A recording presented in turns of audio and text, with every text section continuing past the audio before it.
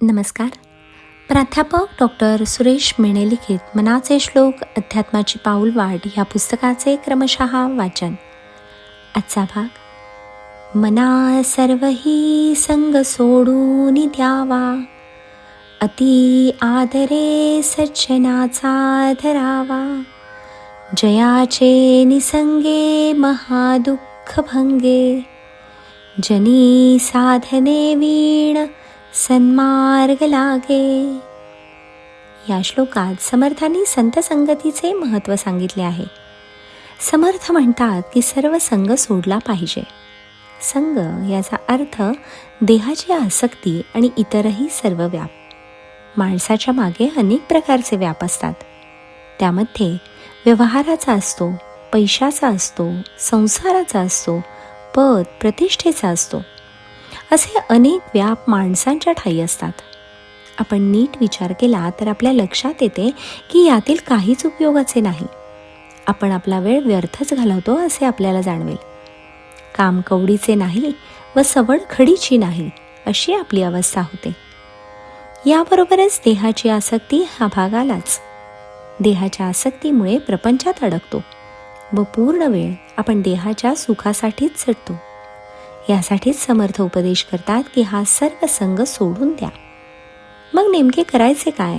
तर सज्जनांचा संग धरा असा उपदेश समर्थ करतात. कारण सज्जन माणसे आपल्याला योग्य तो मार्ग दाखवतील. आपले काही चुकले असेल तर आपली चूक लक्षात आणून देतील. सज्जन माणसे सदैवच सज्जन असतात. ते कोणाच्याही, अगदी दुर्जनांच्याही सहवासात असले तरी सज्जनच राहतात.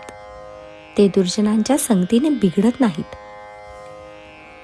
सुभाषितकार म्हणतो, विकृतिं नैव गच्छन्ति संगदोषेण साधव, आवेष्टितं महासर्पैश्चंदनं न विषायते. याचा अर्थ असा की सज्जन हे दुर्जनांच्या संगतीने बिघडत नाहीत. महासर्पांनी वेढलेले चंदनाचे झाड सर्पांच्यामुळे विषारी होत नाही.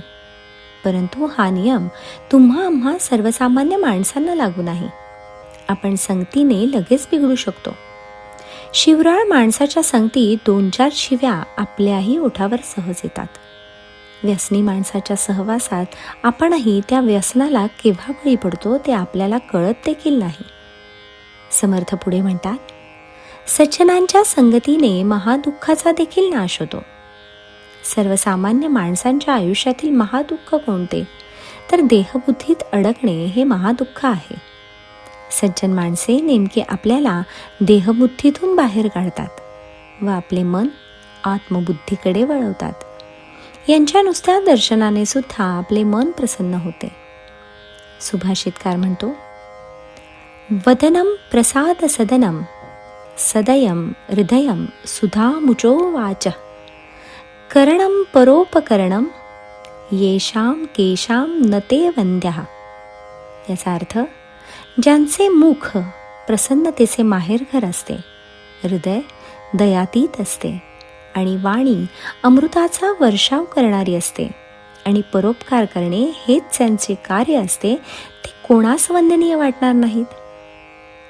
संतांच्या केवळ सहवासामुळेच आपली पुढील प्रगती होऊ शकते. त्यासाठी वेगळी साधने वापरण्याची गरज नाही. संतांची तेवढी क्षमता असते. त्यांनी मनाला जिंकलेले असते.